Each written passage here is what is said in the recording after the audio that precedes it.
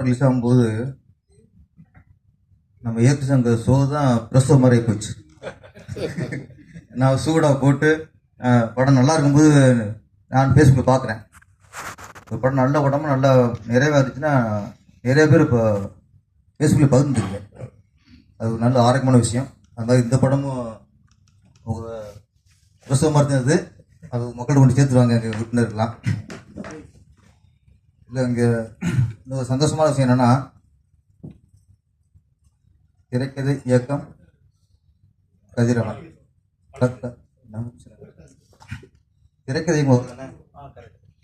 திரைக்கதை இயக்கம் கதிரவன், கதை வசனம் பாடல்கள் இணை இயக்கம் கௌசல்யா நவரத்னம்.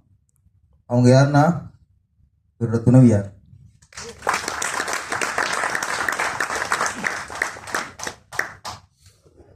முதல் படம் இயக்குனர் அறிமுகமாகிறாரு. அதுக்கு ஒரு ஒய்ஃப் வந்து சப்போர்ட் பண்ணுறது பெரிய விஷயம் இல்லை. ஆனால் அதில் ஹீரோ நடிக்கிறாரு. அதில் 2 ஹீரோயின் வேற. ஏன்னா கதை தெரியாமல் சம்மதிக்கலாம். கதையே அவங்க தான்.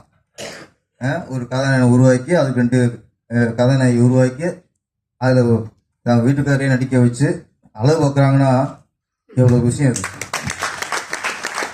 அதில் இந்த படத்துக்கு முதல்ல இப்போவே கதை தான் அஸ்திவாரம், அப்புறம் தான் இயக்குனர். இங்கே உண்மையில இந்த படத்துக்கு அஸ்திவாரங்கிறது அவங்க தான்.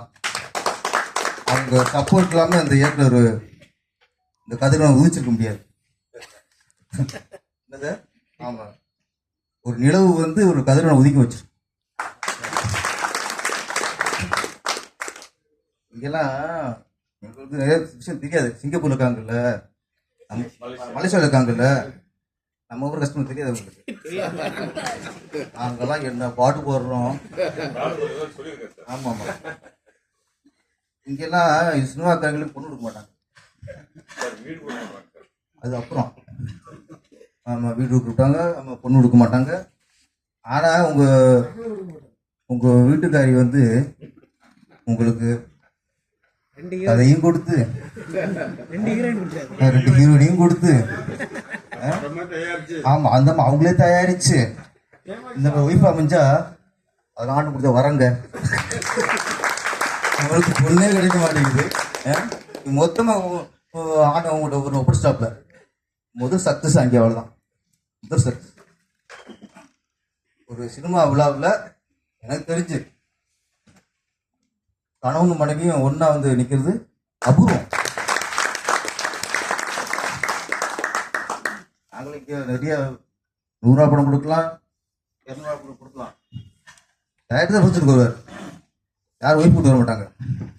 தானே? அது ரொம்ப ரேர். சிலது அவங்க வரமாட்டாங்க. ஏன்னா ஒரு ஸ்டேஜில் அவங்களுக்கு சின்ன விருப்பம் வந்துடும். நம்ம கடைசி புதுசு நம்ம டயட் பண்ணுவாரா ஜெயிப்பாராங்கும் போது அவுட் வந்ததுக்கப்புறம் தான் நம்மளுக்கு டயட் பண்ணுவோம், ஜெயிப்போம். அவங்க அழுத்து போயிடும். இதுக்கப்புறம் ஜெயிச்சாங்க சம்பாதிச்சாங்கும் போது நாங்கள் ஜெயிப்போம். ஆனால் இன்னைக்கு பரவாயில்ல, யூத்தாக இருக்கும்போது ஜெயிச்சிட்டியே. ஆமாம், அதனால் எல்லா வகையிலும் நீங்கள் கொடுத்து வச்சாலும் தான். இந்த கதை வந்து உண்மையிலே இதை ஹேண்டில் பண்ணுறது ரொம்ப கஷ்டம். கதைங்கிறத விட இந்த படம் வந்து திரைக்கதை தான். திரைக்கதை தான் இந்த ஃபஸ்ட்டு இந்த படத்துக்குன்னா முதல்ல திரைக்கதையும் போடணும், அப்போ தான் கதையும் போடணும். நம்ம கதை திரைக்கதையும் போடும்ல. சில படங்களுக்கு திரைக்கதை கதை வசனம் போடணும். இது திரைக்கதை வந்து ரொம்ப ரொம்ப அற்புதமாக இருந்துச்சு சார். ஆமாம் சொல்லுங்க.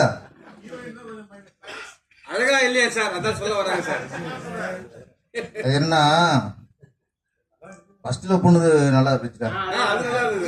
தெரியும், உங்க டேஸ்ட் தெரியும் எனக்கு. மெயின் ஹீரோயின் வந்து அது மலேசிய மக்களுக்கு அழகா இருக்கும்.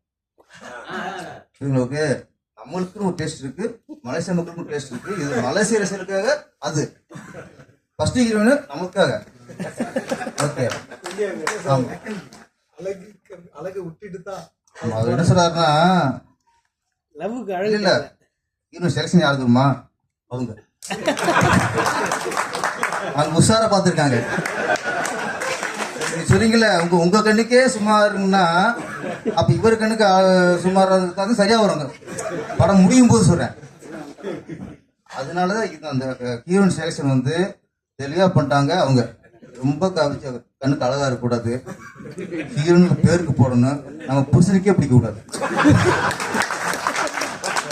ஓகே, அதான் லேடிஸ்ல சாதாரண விஷயம் இல்லை. கதையை திரைக்கிற வசனம் பாட்டுலாம் எடுத்துனாங்கன்னா சும்மா இருப்பாங்களா என்ன? அதனால நீங்க உங்க இதெல்லாம் அங்கே வேலைக்கு ஆகாது. அப்படிதான் நாங்கள் இப்போ செலக்ஷன் பண்ணுவோம். நாங்கள் அதுல ஆர்டிஸ்ட் செலக்ஷன் சூப்பர் மேடம். அவங்க பண்ணிருக்கும் போது நம்ம சூப்பர் சொல்லி தான் ஆகணும் நம்மளுக்கு. அதனால இன்னொன்று அவர் என்ன சொல்றாருன்னா, தப்பா கட்டாரு வேற முட்டு கொடுப்பாங்கல்ல, காதலுக்கு அழகு முக்கியம் இல்லை, பொண்ணு தான் முக்கியம், அந்த பொண்ணோட ஆக்டிவிட்டி தான் பார்த்து தான் அது ஹீரோக்கு லவ் வருது அப்படிங்கிறாரு. அதானே சார்? ஆனால் முத்தம் கொடுப்பாரு, அது வேற விஷயம். நல்ல வசதி வச்சு சூப்பர். அது பிஸ்கட் பார்க்காம சார் சூப்பர். அதான் நான் சொல்ல சூப்பர். நல்ல கரெக்டாக கவனிச்சிருக்கேன். இந்த படத்துக்கு மிகப்பெரிய வசனம் ஹீரோன் பேசுறது. அந்த ஹீரோனுடைய கேரக்டர் தான் இந்த கதையை. இந்த கதையில என்னோட பசங்களுக்கு தாத்தா பாட்டி யாருன்னு தெரியணும், தாத்தா பாட்டியோட பழகணும். ஆமாம்மா ஆமா, அதுதான் அப்பா அவங்க கடைசியில் இப்படியாக இருக்காங்க. ஏன்னா ஒரு உழைக்கிறதுக்காக இல்லை, வாழ்றதுக்காக உழைக்கலாம், ஆனா உழைக்கிறதே வாழ்க்கையா இருக்கக்கூடாது. நம்ம கதையெல்லாம் உழைக்கிறதே வாழ்க்கையா இருக்கு. பாதிக்காலம் உழைச்சிட்டே இருக்கோம், வாழலாங்கிற எப்ப வளர்க்கணும்னு தெரிய மாட்டேங்குது. சினிமாக்கிற முடியாது. ஏன்னா சில தொழில் அப்படித்தான், நம்மளோட அப்படியே ஐக்கியமாயிருவோம். அப்போ உறவுகளோடு வாழ்றதுதான் வாழ்க்கை. அது அந்த ஹீரோனி கேரக்டர் கடைசி வரைக்கும் அதுக்காக லவ் பே தூக்கி போடுது. ஒண்ணு புரிஞ்சு போச்சு, காதலிச்ச பொண்ணு தான் கல்யாணம் பண்ணிக்கணும் அப்படிங்கிறது வெற்றி இல்லை. அது வெற்றி இல்லை. அந்த மாதிரி ஒரு பொண்ணு யாரை லவ் பண்றாங்களோ அவங்க அடைஞ்சு தீரணும், அவங்களுக்காக உசிரை விட்டு தயாரு, அதுதான் மூடு நம்பிக்கை. காதல் ஆரம்பம் வந்து எதுலேயும் ஒன்று ஆரம்பிக்கும், ஆனா போதான் சில விளக்கங்கள் வரும். வார்த்தைக்கு செயல்பட்டு வருமாங்கிறது எப்போ வரும்? பழகும்போதே வரும், லவ் பண்ணும் வரும். சூழ்நிலைகள் வந்து சில மனசை மாற்றும். காதல் தோல்விலாம் தோல்வி இல்லை. நிறைய பேர் காதல் தோல்வி அடைஞ்சா தான் வெற்றியே. நம்ம நிறைய